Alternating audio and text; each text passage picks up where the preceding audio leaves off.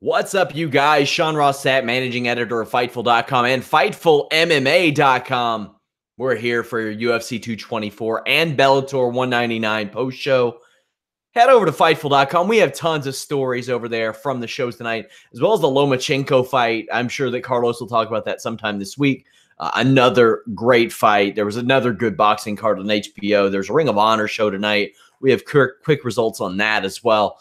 Just lots of good stuff.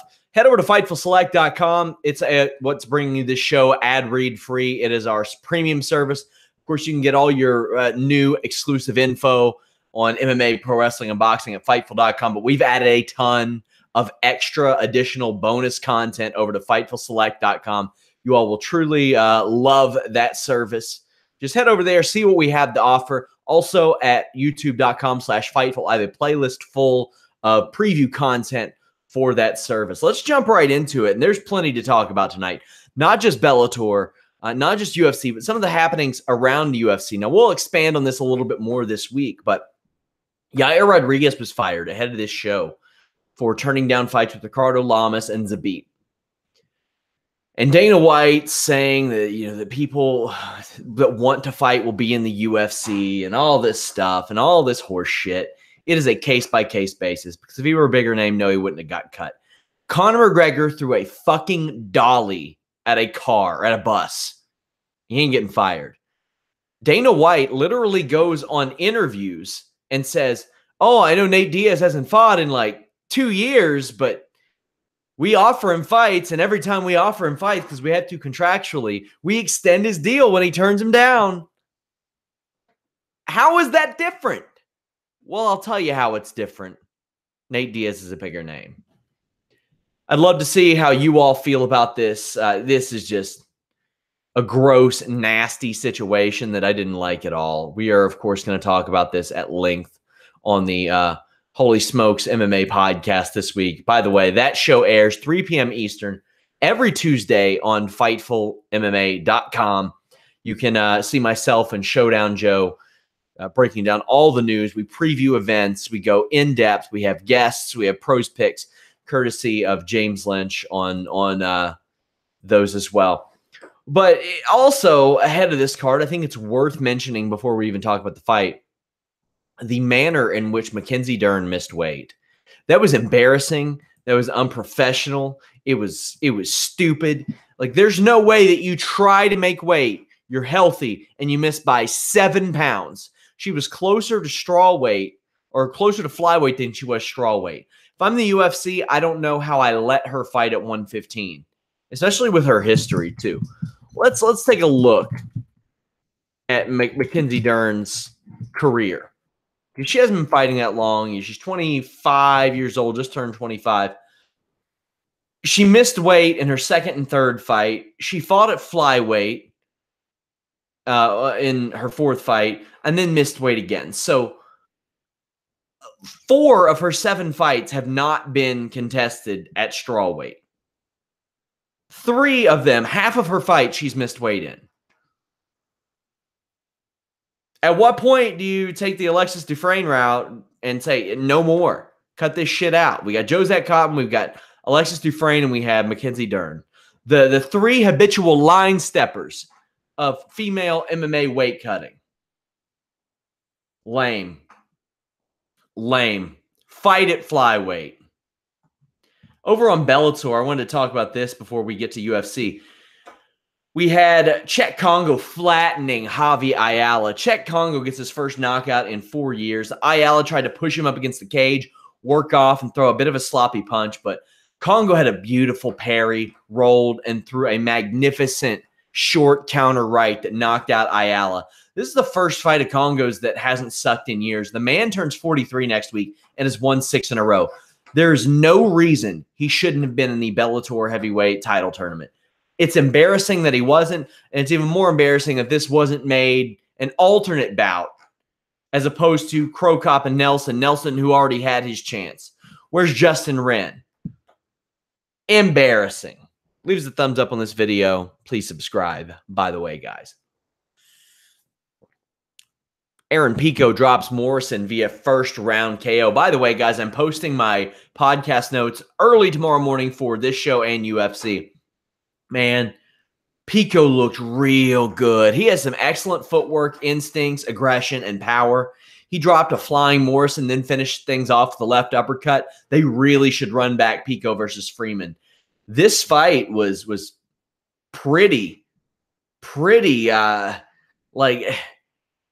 telling about how far Pico's come, because Freeman is a veteran. He's fought almost 30 times. Probably has, including fights that maybe aren't documented. So I would love to see Freeman fight Pico again. I think it's the right thing to do. It's a natural fight. It's a compelling fight. Freeman beat him. But Aaron Pico legitimately right now looks like a future champion. And the fact that he was able to rebound from that Freeman loss just under a year ago, I think it was, and is able to look this good, fantastic. John Fitch laid on Paul Daley for 3 rounds. Wow. So the story of this fight is John Fitch does what John Fitch does. While John Fitch is working some ground and pound that clearly didn't really faze Paul Daley, but he couldn't do anything about it, Paul Daley is booing John Fitch and saying audibly, "Good job, Bellator. This will get you a lot of fans, millions of them." And I think it's Big John McCarthy. I think it was him that's on commentary. It says, "It doesn't matter. He's losing."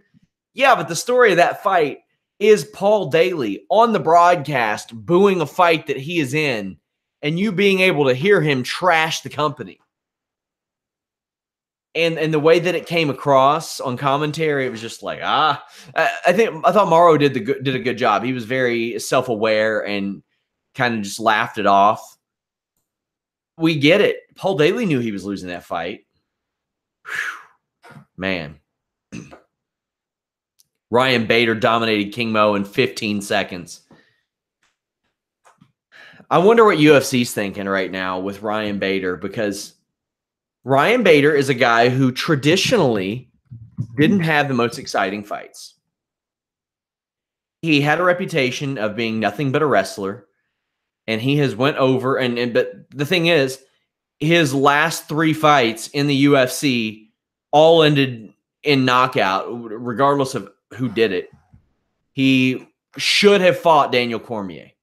That was a ready-made fight. I thought that him showing up that presser that Cormier was at was great. And now Bader is 3-0 in Bellator. He is Bellator light heavyweight champion, and he has 2 finishes in a row, including a 15-second knockout of King Mo. What do I have to break down? Bader wins with a lead left hook right out of the gate. It's over. Follows King Mo to the ground, does his work. King Mo is 37. That's quietly 37 years old. In 2009, I mean, we're talking like it was 9 years ago when King Mo was this prospect emerging and was about to fight Gegard Mousasi, and I was there for that snoozer of a fight. But after that Sengoku run that he had and the M1 Global fight that he had and the Strikeforce debut, people were like, all right, he's the next big thing. Well, he never was necessarily the next big thing, but he was solid for Bellator and solid for Strikeforce and even good for Ryzen. But it's amazing how quickly you go from 30 or 28-year-old on the cusp of greatness to 37-year-old. Here he is now. He's alternating wins and losses. Got knocked out by Crow Cop, got decision by Phil Davis, squeezed in a Satoshi Ishii and a Quentin Jackson fight there. But I don't know that he's ever really been the same after that Ryzen run. I think that Ryzen run maybe took quite a bit out of him, and it should have. It was a very exhausting, arduous run that he had. Also, that staph infection that almost killed him. It's amazing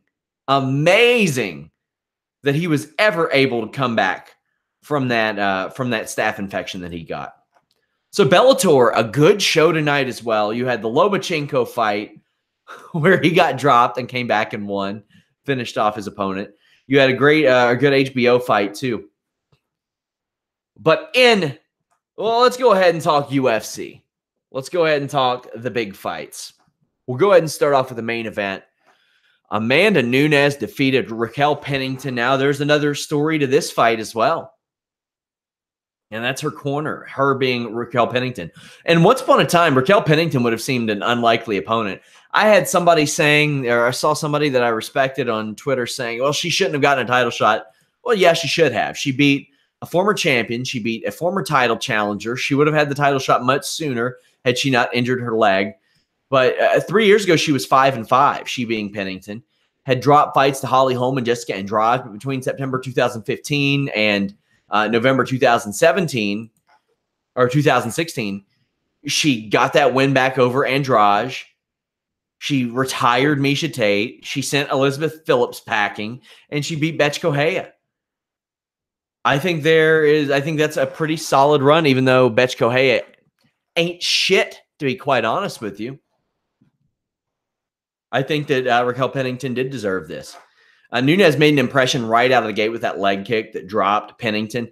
I equated that on Twitter to Nunes. If Nunes were a football team, she opened up the game by rushing the ball twice and getting 10-yard gains. And that opens up the passing game. That opens up the play action. That opens up everything. It still has the other team scared of your run. After that, Nunes could do anything she wanted to Raquel Pennington and pretty much did.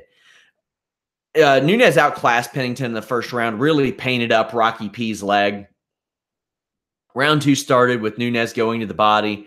Round 1 was leg early. Round 2 was body early. Pennington briefly closes the distance, connects with the right. But it seemed like every time she had to get in and get close, it took all she had to muster one of those up. And that happened every about 45 seconds to a minute. Raquel started to wading in and got close, but ate some knees. Does get the waist lock takedown. And I thought more importantly than that, that took her off the leg that was already painted up, already looking really, really bad. They traded to end that round. Pennington tries to pressure. And when she was pressuring earlier, it really affected Nunes' footwork, as Nikita Krylov fan Corey Cropper pointed out to me as we were talking about this fight. But in the third round, she immediately got put on her back, she being Pennington again. Pennington's counter-striking was just too slow, and we saw a lot more of it in this fight than we have in previous fights. And you could tell that that's something that hadn't been a part of her game plan prior, but with someone as aggressive as Nunes, and I've talked about this before in our preview, Nunes is so good at standing outside, walking you to the cage, and then keeping you at the end of her strikes. What those strikes are, you don't know. Might be a body strike, might be a head strike. She might pull you in for a clinch, throw a knee back out, might throw a leg kick. She's just really good at that. Really good at that. Somebody says attendance looked bad tonight. Yeah, it did. I'll keep you all updated on what it is. So we learned that at the end of the third round, Nunes crumbled Pennington with the knee. She returned to doing so, but in the head in round 4. Nunes' cardio is not an issue. This was an issue early on in the career of Amanda Nunes. Not anymore, man. She has transformed herself. She has gotten leaner, and her career, it's paid off dividends.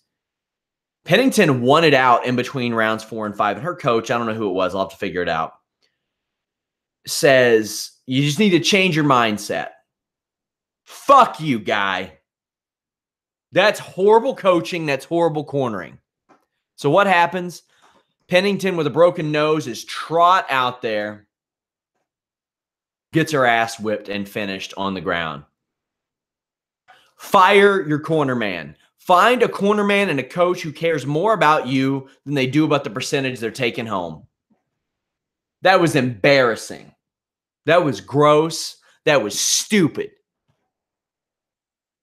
You have to get licensed in most places to be a corner man. To me, if that happens, you should have to undergo a hearing to possibly have revocation of your cornerman license. Now, will that happen? Probably not. But that wasn't even subjective as possibly being a conflict of the interest of your fighter in the cage. It was a direct conflict of interest of your fighter in the cage. You want to see a stark contrast? Look at Tecia Torres. I don't know if it's Pennington's wife, fiance, significant other, but it is her significant other. And you see Tecia Torres, one of the best fighters at 115 pounds, cleaning up Raquel Pennington in the cage. The concern on her face, an elite fighter, saying, let's get a towel. Let's get her cleaned up. Let's take care of her. Look at the stark contrast and how much she cares about Raquel Pennington. And obviously in a much different way than Pennington's corner did. That was embarrassing. That was embarrassing. Thank you, Justin. He says they are engaged. I remember one time on Instagram, they had posted something like, got hitched. And I think it was in Vegas or something. So it was a little foggy there.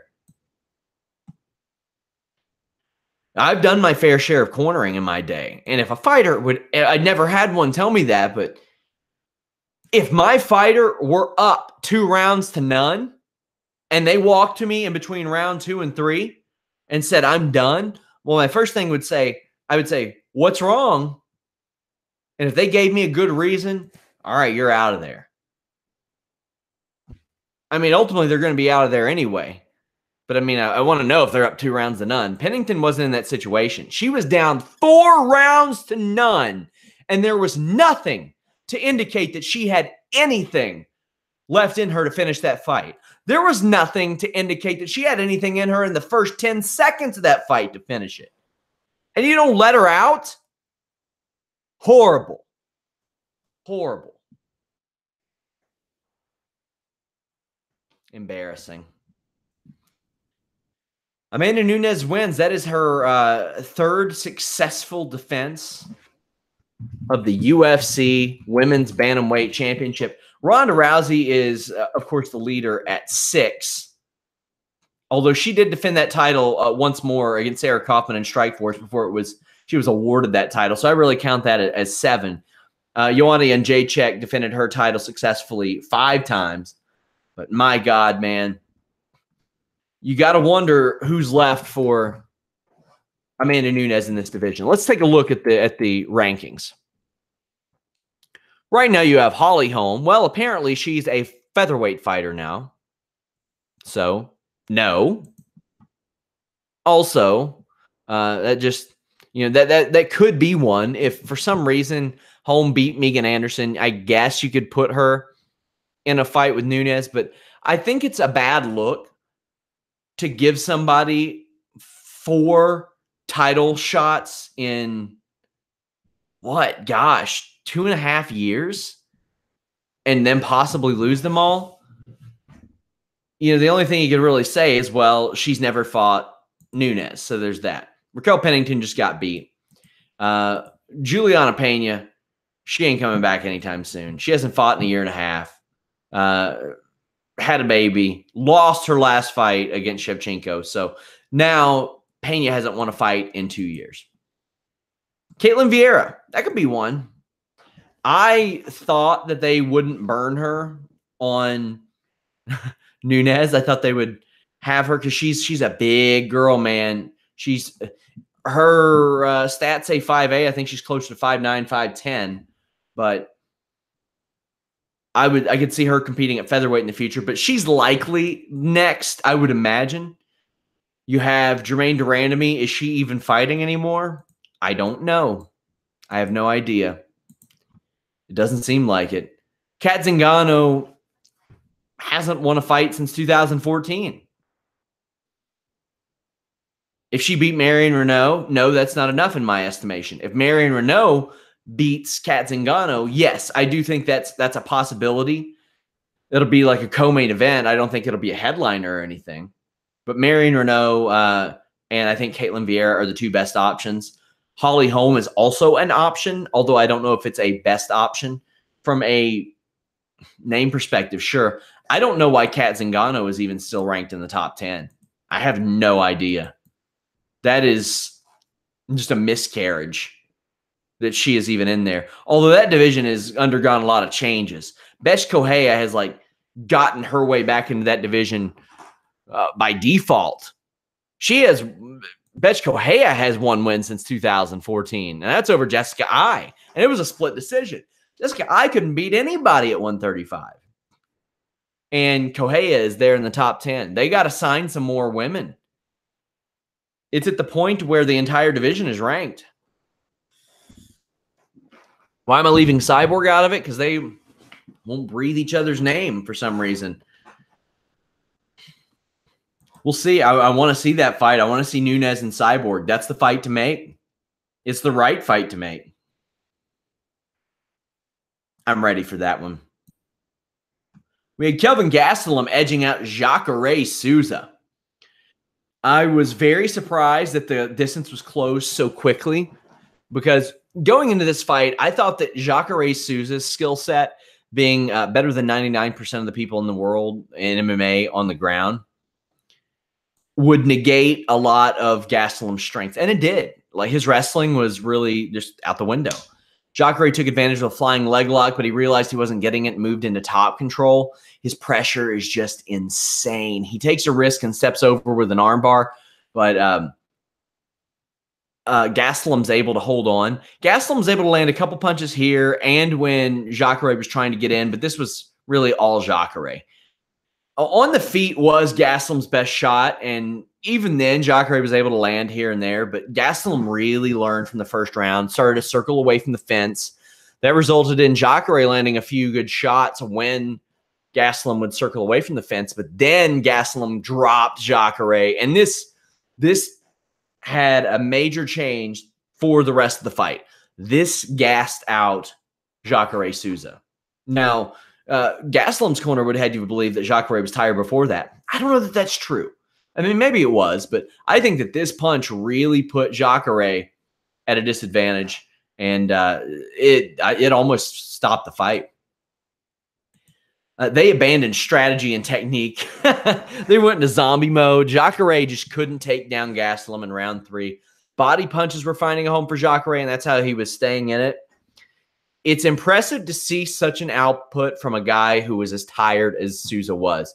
Gastelum tried to utilize footwork in the last minute more than Jacare was willing to allow to happen. Jacare got a quick takedown, and they're back on their feet. I had it 29-28 Jacare, personally. Am I upset or anything that a Gastelum won? No, I'm not. I think that it was close enough to where it could go either way, but do I think it should have went to Souza? Yeah, I do. I think Souza was more active. Now, that maybe that could have been me wearing rose-colored glasses and thinking that I was just more impressed with what he was able to do after being put on Queer Street, as Joe Rogan would say. So Kelvin Gastelum wants a title shot. He has won, I think, it's 5 of his last 6. Souza, Bisping, Kennedy, Belfort, Hendricks.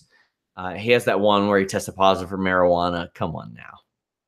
He got beat by Chris Weidman. You know, I'm sure Chris Weidman would love a shot at that title too if he could get another win. But the thing is, he just doesn't stay active. He doesn't fight that often these days. He fought he took off for 11 months, and then he fought twice last year, hasn't fought since. So, I mean, that kind of removes him from the equation. Jacare is always going to be there. Jacare is always going to be that resilient dude, and he's going to be a guy that hangs around. He doesn't lose back-to-back fights. I expect him to win his next fight. I would like to see Jacare versus Chris Weidman. I thought that fight should have been made anyway. I thought it should have been Jacare and Weidman, and then Romero and Gastelum. And whoever looked most impressive out of them should have gotten the shot against Bobby Knuckles. But then again, I thought Robert Whittaker was going to be out much longer than he actually was. So all good there. Mackenzie Dern defeated Amanda Bobby Cooper. Amanda Bobby Cooper's footwork was so much better. Dern is slow and clunky, and how thick she came in this fight made the missing weight look even worse, man. Like here's the thing. If Dern can't mentally make 115, she should fight at 125. But looking at her physically, there ain't a goddamn reason she couldn't have made 115. None. None. All of her win bonus should have went to Amanda Cooper. The footwork was bad and slow. The setups weren't good, but that right hand was there the entire fight for Dern, and it connected. She smoked Amanda Bobby Cooper with that overhand right. It was a beaut. And Dern locks in the rear naked choke for the win.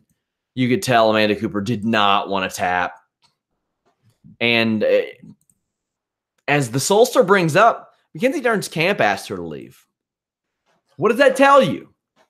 And I'm sitting here looking at this, and I was not a high-level striking coach or anything. I taught some kickboxing in my day, and some like women's kickboxing and low-level kickboxing. And I look at the mechanics of a Mackenzie Dern and how she is always rolling her shoulders forward, and she's popping up and down, but she doesn't have the right footwork, and she's not very light, and everything except for that overhand took a really long path to get somewhere it didn't need to be. And I don't know if a lot of that is fixable. I think a lot of it is a physical issue, like how she's built. And she's got these big shoulders, and that's going to be really, really tough. Oh, man. And I think about the people in the top 10 in that division. I think of Andrade and Torres and Watterson, Joanna, Rose. And then I even think of a Felice Herrig who could adapt to something like what Mackenzie Dern does. Mackenzie Dern did not close the distance and grapple with Amanda Cooper. She dropped Amanda Cooper and then submitted her. There wasn't like a clinch or a takedown. We didn't really get to see that. So I wonder how that would go once. I mean, especially at strawweight. At flyweight, okay, yeah, you see that maybe with a Caitlin Chikagan and with Valentina Shevchenko. To a degree, Paige Van Zandt has some good strikes from range. And honestly, that'd be probably a good fight for them to put on, is Paige Van Zandt versus Mackenzie Dern at flyweight. But if you want me to be honest with you, I think that if Paige Van Zandt can keep the distance, Paige Van Zandt wins that fight. Now, granted, if it goes to the ground, Mackenzie Dern's beating almost anybody. John Lineker put down Brian Kelleher with the third round KO. I thought Kelleher was going to win this. Oh, this was good. It had been over 200 strikes in almost 2 years since Lineker's last KO. Well, that changed.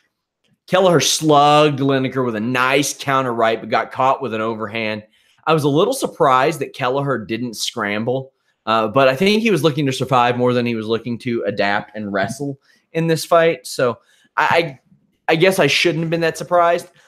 Kelleher looked really good stepping back and countering. That was great for him because Lineker was pressuring. However, later on in the fight, it was a problem because Kelleher looked to reset in the middle of the cage, but then within seconds of Kelleher resetting, Lineker would back him up 2 or 3 steps, and that undoes so much of the work that you just worked to do, because then you're on the black line of the cage and you're already working to reset again. Lineker was scoring with a body hook to the right and then a left hook to the face. He's far more technical than he's ever given credit for. And Kelleher should be ranked in the top 15 just based on his willingness to slug it out with Lineker and not going to sleep that soon. That was pretty impressive in its own right. He doesn't have great head movement, and that resulted in Lineker throwing one of the hardest left hooks in UFC bantamweight division history and just putting out Brian Kelleher. Now, here's the problem. Lineker has won 8 of 9, but he has also lost to TJ Dillashaw. Cody Garbrandt, I don't think should get a title shot. Should have been Rivera or Moraes, whatever. Cruz doesn't belong there either. He's lost. He last fought a year and a half ago, and he didn't win that fight. I think Rivera and Moraes should be ranked above Cruz at this point. Lineker should probably be up there too. So Lineker, while he wants a title shot, unless Cody Garbrandt wins that title, he ain't getting it. And if Cody Garbrandt gets it, you know what they're going to do. The goddamn bantamweight carousel. It's Cruz, it's Garbrandt, it's Dillashaw. Z, Z, Z, Z, Z. Give me something new in that goddamn division, guys. John Lineker looked fantastic tonight. Vinny Fernandez says Lineker versus Cruz, probably. I would love that fight. I think it's a fantastic idea. I'm really excited for Moraes and Rivera. We have an interview with Rivera up on the site. Man, that's a good one. That is a damn good one coming up. Up next, oh boy. It's like it was Old Yeller. Lyoto Machida Old Yellered Vitor Belfort in the second round. Belfort's career ends after 41 documented fights, although there are probably many more undocumented fights that are likely to have happened. He captured the UFC Light Heavyweight Championship in rather controversial fashion in 2004 when part of his glove caught right into his eye, led to a doctor stoppage. He'd go on to beat Vanderlei Silva, Rich Franklin, Anthony Rumble Johnson, Michael Bisping, Luke Rockhold, Dan Henderson. And of course, you know, there are the questions of PEDs, and we know he took TRT. And going to this fight, I thought that he would do the Belfort blitz and put away Machida. That didn't happen. That first round was boring. Machida fights southpaws all the time, so he knows exactly what's coming. He should have been riding a 4-fight losing streak going into this fight, but in the second round, really all you can do, Belfort got lulled, and then bam. It was the same kick that Anderson Silva knocked him out with all those years ago. Whoo, boy. And that's something, like, what can you say about that kick? The way that Machida just stared at him, bowed, that was badass, man. I can trash Machida's fighting style all I want, but the finish was the finish. And the thing is, Belfort could head over to Bellator or Ryzen right now and get another 3 years and probably millions of dollars and some wins, probably. He ain't beating Ryan Bader, but probably get some wins. He left his gloves in the cage. It was quite the scene. You can say what you want about Vitor Belfort, and let me tell you guys, his media calls were some of the first that I was ever given access to, and they were shitty. You got on there and you wanted to ask him a question about anything, and he would go off about Jesus for 10 minutes. You'd hang up the phone. You'd be so dejected. Whew, boy. Machida still wants Bisping. If I'm Bisping, I don't know if I want that as my last fight. That sounds like a good way to not earn $50,000 for fight of the night bonus or finish bonus. So I don't want that. As for Machida,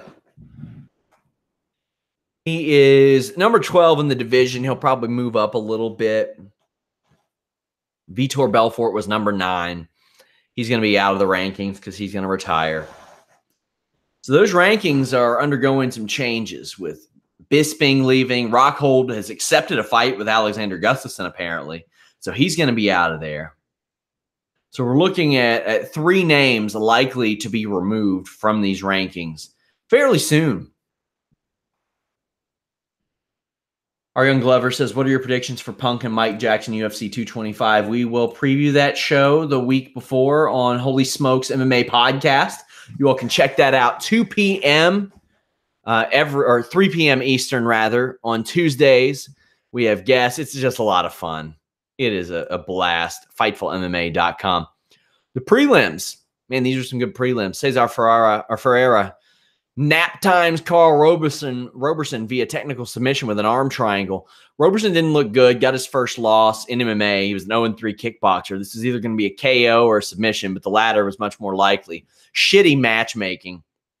Roberson got out on the front foot, rushed in and was taken down, got flattened out very easily. A ground battle where Roberson was on his back mounted and was throwing punches up like it was goddamn UFC Undisputed 2009 on PlayStation 3. That shit don't work, homie. It doesn't work. He got put to sleep. Ferreira did a good job switching sides, applying the arm triangle. That is my favorite submission. Dang MQ says Mike Jackson could be the reason CM Punk goes all in. Personally, I think he is anyway. I mean, he's going to be there. Alexei Oleinik embarrasses Junior Albino with an Ezekiel Cook. I don't know if I can call it embarrassing. He's got like 11 of them. He's got as many Ezekiel choke finishes as their way to spell his goddamn name. I'm serious, guys. Go look into how to spell Alexei Oleinik. His name. I've seen no fewer. Sorry, guys. It's 1:30 a.m. Eastern. No fewer than like 4 spellings. Albini really needs to fight out of the top 15. Oleinik got cut early, but he pulled guard with an Ezekiel choke. Now, an Ezekiel choke is essentially works like this, and it serves as a cigar cutter, essentially, where you're just, the head goes right in there, and you got to have a real good squeeze, and Oleinik apparently has one of the best. Royce Gracie wouldn't have had the balls to pull this off in UFC 1. Like, Royce Gracie would have been like, nah, that shit ain't working. Off his back, in guard, and not using his legs. Just bam. There aren't a lot of submissions like that. I mean, against really, really, really low-level guys, when I used to start grappling, when people would try to post up on my chest or something, I would push their arm, and I would, like, apply the hold of a either an Ezekiel or an arm triangle. Then I would get the butterflies in, and I would try to kick them out, scoop my hips, or I would try to sweep like that. Essentially a head and arm with butterfly sweep. And that was really all my offense with my arms right there. I mean, maybe somebody's being lazy, can sit up, take a double wrist lock. There ain't a lot from that point. Off your back, flat, pinned. My God. Alexei Oleinik. He is an old son of a bitch, too. That guy's in his 40s. Have an exclusive interview with him up at Fightful.com. Shout outs to James Lynch. He's taken like 2 or 3 weeks off this month and did like all his work in that period. So we've got him loaded. So Alexei Oleinik is 40 years old. He'll be 41 next month. And he's won 3 of his last 4. And now he's 5-2 in the UFC. His last loss was to Curtis Blades, and as it turns out, that's all right. I mean, he beat Mirko Krokop a few years ago with a scarf hold headlock. And Mirko Krokop in MMA and kickboxing, since leaving the UFC first time around, he doesn't lose to many people. Go look at Mirko Krokop's record in MMA and kickboxing. You can say what you want about substances or whatever.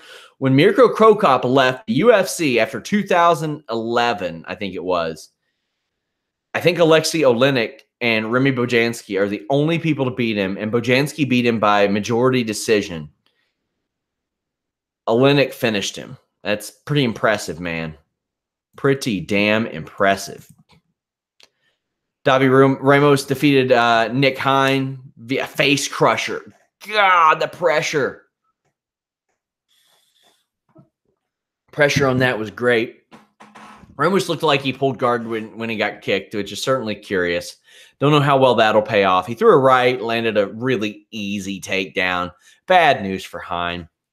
Ramos looked for a double wrist lock, and then Hine tried to shake back control attempt, but Ramos was really relentless. Crank on the jaw gets the win. A face crusher.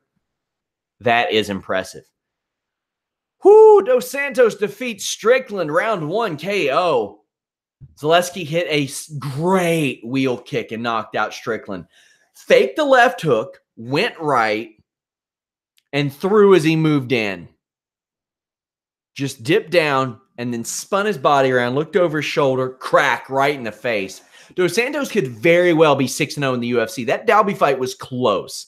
A lot of media had it for Dos Santos. So I'm not holding that one against him. The man could be 6-0 right now. He is one that should be getting a bigger fight. Sean Strickland was a good fight for him tonight, though. I'm not saying that wasn't. It was a good fight for him. However, if I'm UFC, it's time to move him up in that welterweight division.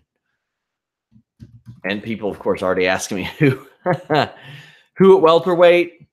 Dong Hyun Kim, Leon Edwards, Alex Oliveira, Gunnar Nelson, Donald Cerrone, Ponzinibbio, Neil Magny. Any of those guys. Any of those guys sounds like a winner for Zaleski dos Santos for me. Marley Alves mercifully stops the fight with Sultan Aliyev. Good corner action here. Stop between round 2 and 3 because Aliyev's eye was just completely swollen shut. Apparently, Alves hurled before he came to the cage, according to John Anik. He is aggressive early, but begins to pace himself because he does have a habit of gassing out. Not a ton of action, but Alves threw that right over and over again until Aliyev's eyes closed. And, you know, Alves called out Colby Covington. You ain't getting Colby Covington, buddy. I'm sorry. I hate to be the bearer of bad news. I'm sure you're listening to this show right after your victory at UFC 224 and you're listening in English, but you've got 2 wins in a row. You lost 2 in a row before that. You ain't getting Colby Covington, even though you beat him. Sorry. I get it. You should want that fight, but you ain't getting it. Razman Amin defeated Alberto Mina via me falling asleep. It's really best that we just all forget that this fight happened. The UFC had the balls to display fight or stats for this fight. That was kind of funny. It's like, 41 strikes. Okay. Who gives a shit? Amin is 2-0 in the UFC. This is Mina's first loss in his career, but the guy's 36 and has had 4 fights in his 4-year UFC career. You come in at 31, 32, you fight 4 times in the next 4 years. It's not going to get much better for you. Sorry, Mina. Marcus Perez beat Bogdanovic via round 1 submission. Perez said he wanted to win the fight title at 185, then go to 170. Considering this was his first UFC fight, I thought that was kind of thinking ahead. I really did think that Perez would have trouble getting close, but Bogdanovic took it upon himself to get into clinch range, which resulted in him being taken down repeatedly. Perez locked that rear naked choke in, and Bogdanovic tried to battle the hands and peel the arm, but no dice. First round win for Perez. That's a wrap on UFC 224, guys. Leave us a thumbs up. Y'all got any questions? Have at it. I'm here for a couple more minutes. But I thought that tonight was a great night of fights. The main event wasn't spectacular. John Fitch-Paul Daley fight sucked, but was entertaining for other reasons. And other than that, really the only fight that I watched that I didn't like that much was Emeev and Mina. That's it. Nate Diaz was at Bellator. Yeah, he was. Doing everything but fighting.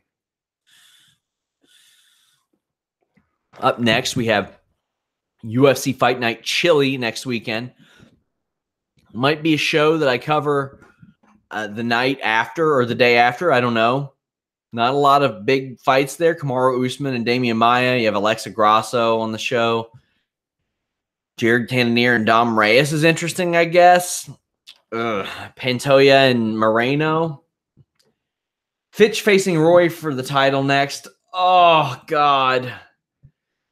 I mean, kind of. You almost, it makes sense, but yeah, man. It's hard to imagine anybody putting Fitch in a title fight right now, but I think he's won 5 in a row and he's 40 years old. And I think he was thinking about retiring a couple years ago, right? 50 Cent was talking to Scott Coker. I'm sure he'll fight a Pitbull brother by year's end.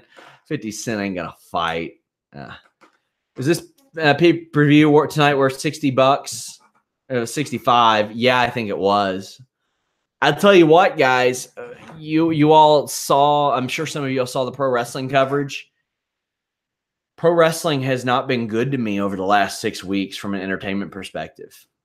It just hasn't, including WrestleMania week. April was the busiest month that I ever had working. Ever in my entire life. Because we had WrestleMania week, obviously. Impact running that weekend. NXT's running that weekend. Ring of Honor's running that weekend. UFC's going that weekend. Bellator went that weekend. But then Conor McGregor did all the stuff that he did. Raw after Mania. SmackDown after Mania. The next week, Superstar Shakeup. Superstar Shakeup. The next week, Greatest Royal Rumble. The next week, we had Backlash. So this is really post-backlash for us, and this is still a busy weekend. Ring of Honor, 2 boxing cards, 2 MMA cards, quietly busy weekend. And also, like I said, James Lynch had all those interviews. So I was wore down, and you will never hear me say I'm burned out because my job rules. It's fucking awesome.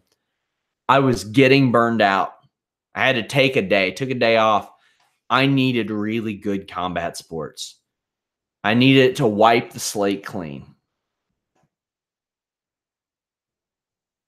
Somebody says, oh shit, this is one of the pro wrestling MMA confusion guys. How long have you been here? Do you look at the channel that you're watching? Bro, do your homework. We are the crossover leader in pro wrestling and MMA.